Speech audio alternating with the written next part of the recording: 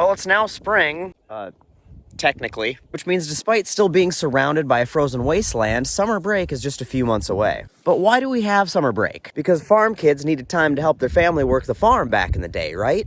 Wrong. And if you really think about that at all, it doesn't make a whole lot of sense. And there's two main types of farming, right? Crops and livestock. Livestock requires roughly equal amounts of attention year-round, arguably more in the winter, because when they can be on pasture in the summer, they need to be fed in the winter. Now, crop farming really only requires attention twice a year. Neither of those times are the summer. See, it takes a lot of time and effort in the spring to get the seed in the ground, and it takes a lot of time and effort in the fall to get it harvested. But in the summers, there's not really a whole lot for farmers to do except sit there and watch the corn grow. I mean, sure, back before herbicides, you had to manually control weeds, but there's plenty of time to do that outside of school hours on long summer days. In fact, back in the 1800s when we were strictly an agricultural economy, most school was still year-round. In fact, the reason we ended up getting summers off has nothing to do with rural communities at all and everything to do with the cities. As cities got denser and more paved, they got hotter, an effect known as heat islands. And since there's more people in the cities, you've got more kids attending school, which means you've got more bodies in a room, which makes it hotter. So where rural children often had school with just a few classrooms and open airy schoolhouses, and often had the opportunity to move class outside on the stuffier days,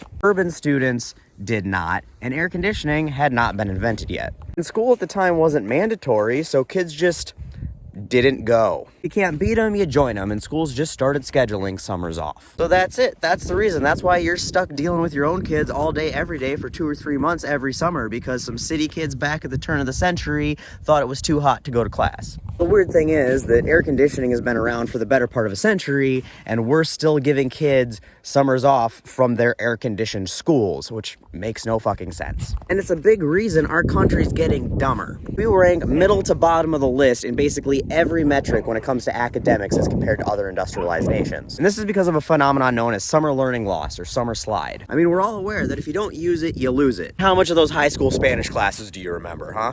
And that's the problem. You give kids 2 to 3 months off and they're not continuing to build on the knowledge that they learned during the school year. And the result is that 40% of what students learn during the school year is lost over the summer. So you're spending nearly half your time relearning all the crap you already learned. And that is not a very efficient use of education funding or time, and it's not doing anybody any favors. Summer break doesn't just hurt all kids' ability to learn. It also hurts the middle and lower class economically for a lot of reasons, but one very direct one. Being a capitalist hellscape that hates poor people, we don't have much for public childcare options. So school is often the only childcare option available to a lot of parents, so they have time to, go to work. And a lot of struggling parents rely on school lunch programs to make sure that their kids get a decent meal every day. So not only does summers off hurt our children's education, but it hurts our economy and it hurts the most vulnerable people in our society. If all that's not enough to convince you that we should go back to year-round school, consider this. 40% of a student's education lost over 12 grades is nearly 5 years worth of education that they don't get. And since we can't seem to get our shit together to make higher education affordable in this country, the least we could do is send kids to school year-round, and that extra 4 to 5 years of educational value that they would gain, we could graduate them from high school with a couple years of college already under their belt, or an associate's degree,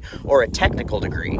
That would cut down immensely on the amount of debt that students would have to take out to get higher education, and the amount of time it would take for a kid after he gets out of high school to enter the workforce and start making money rather than accruing debt. So making school year-round would mean that our kids would be better educated, they'd be able to get better jobs with less debt more quickly. It means fewer kids would go hungry, and it means more parents would have more time to work and less money to spend on childcare, so they'd have more discretionary income. So unfortunately, as much as we all loved summers off, I can't think of any good reason why we still have them.